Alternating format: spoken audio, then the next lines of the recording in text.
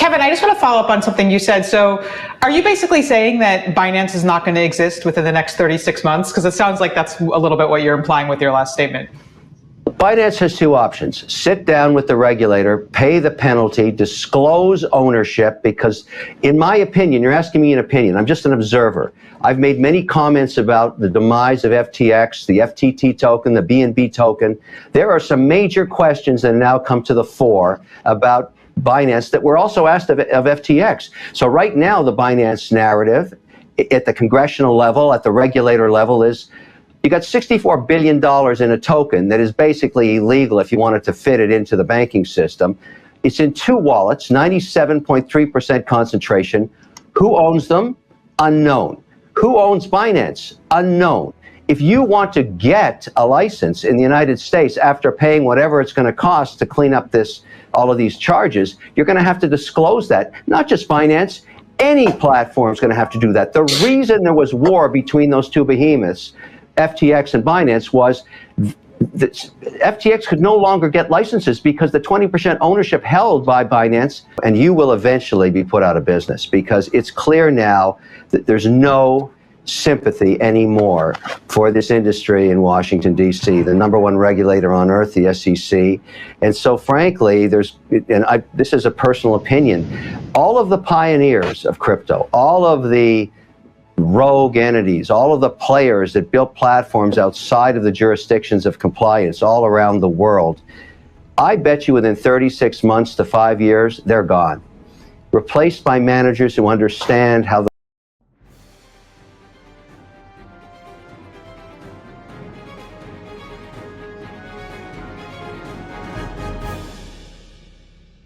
The past few days have been harsh to Binance and, more specifically, to CZ, its CEO. First, on March 27th, the CFTC charged Binance and its founder with willful evasion of federal law and operating an illegal digital asset derivatives exchange. The CFTC obviously did this to protect American investors and started a long process damaging Binance's reputation today, possibly leading to more considerable consequences in the future. According to Kevin O'Leary, the president of O'Leary Ventures and famous investor from Shark Tank, this is just the beginning of the end for most rogue crypto companies trying to avoid US laws and work with regulators. After the FTX scandal that Kevin was involved a few months ago, he's been closer than ever to regulators. So in this video, we're going to hear his take on everything that's happening and how this can lead to the end of Binance in just 36 months. You've touched on the narrative that started last December around the Senate hearings of the FTX implosion, and it's continued on. And, you know, I learned something in Washington when I testified there that I did not see coming, and now I realize that it's accelerated. Lawmakers have reached the point of fatigue in terms of the crypto market, and they've essentially released the hounds to regulators. You've seen this manifest itself in these very serious charges on Binance that have occurred in the last week. And what happened with FTX and the investigations going on there. There's no longer any sympathy in Washington for any exchange, broker-dealer exchange, that is working as a rogue entity, not under a regulator in some jurisdiction. And, you know, from the investment point of view, it was wildly profitable. The good old days of crypto, when you could work outside of the regulator in the gray zone, issue your own tokens, do whatever you wanted, completely unencumbered by the cost of compliance. You could argue that was the best economic model crypto will ever see, but those days are over. And now investors like me are seeking jurisdictions where we can invest in crypto infrastructure, because I'm still a believer in the potential of crypto in terms of how it's going to revolutionize financial services and the potential it has in payment systems and everything else. But I can see now from what's going on with the litigation between regulators and all of the exchanges that think they can operate the way they used to in the old days. I mean, I almost feel sorry for them. That's why I've really focused on places like Canada, where I can invest in 100% compliance. This was a necessary merger. The cost of compliance is expensive. And what that company's done, WonderFi, is create a behemoth in Canada. They are the de facto standard for compliance. And indeed, in our operating company, we've moved our assets to Canada because we're able to stake there. There's enough tokens under the regulatory environment that we can get full exposure to the volatility of crypto and do it on a way that we can report to our compliance departments and tax regulators. In some way, that model that just occurred is the future of broker-dealers attached to crypto exchanges. I think it's going to get copied in many other jurisdictions. And I think, the days of the Wild West, well, they're over. And according to Kevin, this is not just happening in the US, but the whole world is tightening the rules on what crypto exchanges can do. You should be aware, and this is known within regulators around the world, that regulators talk to each other almost weekly. I don't care if you're in Abu Dhabi, in Zurich, Switzerland, in London, England, in Washington, D.C. The global banking system is defined by regulations, and many of them, excuse me, are very current with each other. And so the OSC, you have to assume, is talking to the SEC. Canada, from that perspective, may be the guinea pig that is forging forward with all kinds of regulation that is effectively working.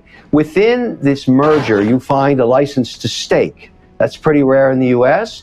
Within it, you find a license around 34 different tokens that are permitted on these wallets. And indeed, it's done in a way that you can't commingle assets. So what happened with FTX is highly unlikely to ever occur in the Canadian market.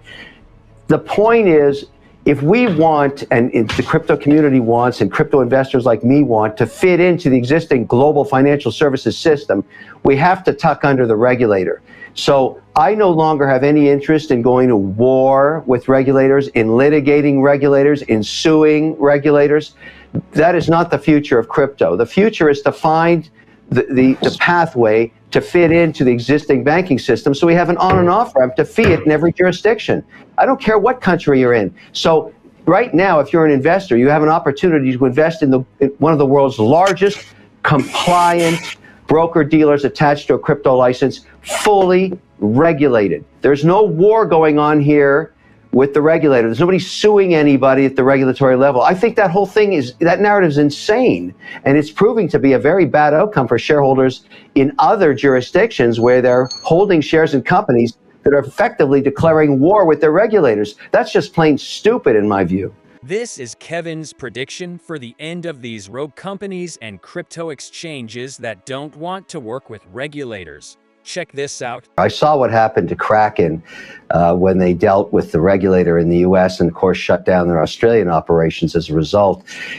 My message to the entire industry, everywhere, because I'm an investor internationally, globally.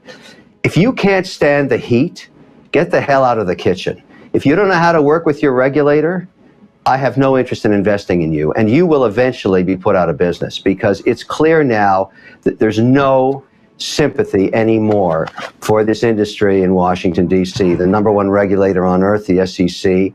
And so frankly, this is a personal opinion, all of the pioneers of crypto, all of the rogue entities, all of the players that built platforms outside of the jurisdictions of compliance all around the world, I bet you within 36 months to 5 years, they're gone. Replaced by managers who understand how the financial services systems work around the world. The great potential of crypto is to find its place amongst the world's banking system, and that's why I'm investing in it. That's why I endorse this. The fact that other players can't handle the heat in Canada, sayonara, I don't care. If you want to play in Canada, you've got to be compliant, and you have to sit down with your regulator on a quarterly or monthly basis to figure out the direction of the services you're going to be providing.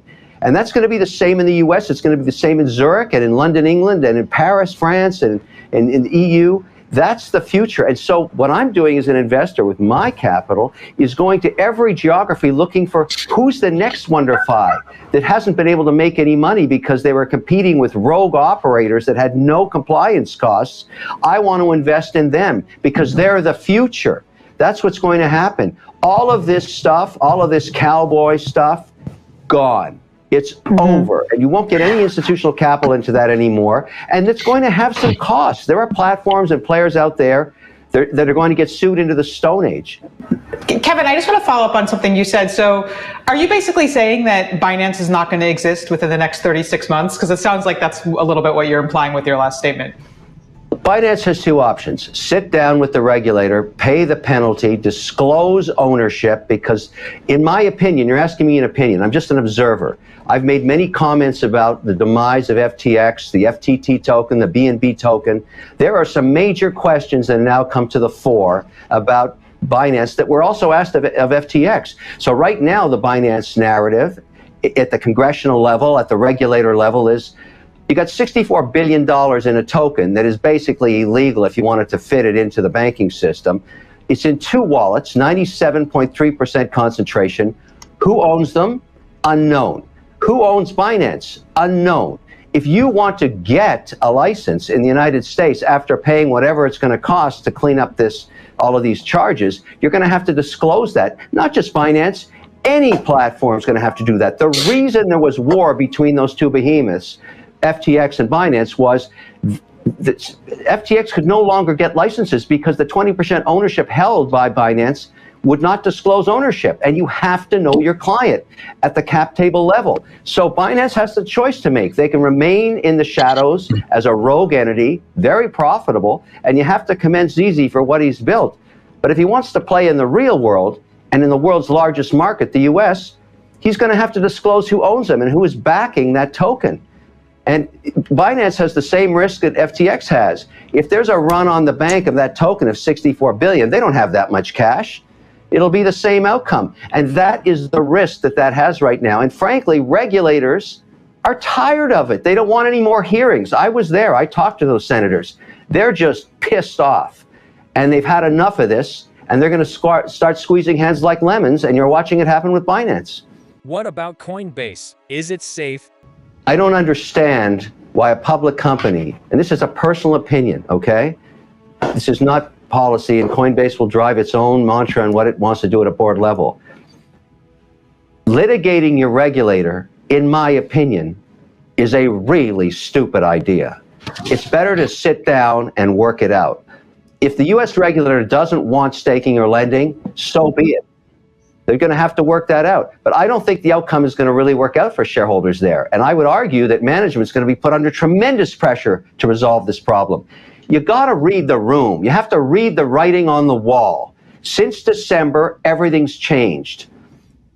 It's not a free lunch anymore. And if you don't understand that, you will be in the dust heap with those great pioneers that founded this industry that now have arrows all through their back. And to close this interview, let's have a look at the outcome of the FTX process. I think the outcome of what happens with FTX, I mean, I'm a shareholder there in both FTX International and FTX US. I can't count how many lawsuits there are anymore, and the outcome will be determined by a very long process. And the narrative on FTX now has moved away from the salacious stories that were happening on the island to basically recovery, trying to figure out how much cents on the dollar is going to be recovered through the 100+ entities that went into bankruptcy through the efforts of John Ray and all the litigation. I think, you know, it's just another part of the story of how going forward, we're not going to have many opportunities to have other FTXs because exchanges, broker-dealer linked to exchanges, those structures are going to be highly regulated, even if there's any licenses issued. And frankly, I think for the crypto world and the potential, and I tell people this all the time when I'm asked, there's nothing nefarious about Bitcoin or any piece of crypto. It's just software. Software doesn't have a bad heart. Software is not lecherous. There's no fraudster in a line of code of software. It's the people that manipulated the system that have taken down this industry in the way that it's been, you know, really beaten up. And now it's a chance to turn all that around, doing exactly what happened up in Canada. Play by the rules, build a business, and I think Dean and his team are doing that, and that's why I'm an investor. What do you think? Will Binance and CZ survive the excruciating loss from the US regulators? Or will we see another FTX collapse soon on a bigger scale? Let us know in the comments below. And if you want to see more daily crypto content like this, please leave a like and subscribe. Thanks.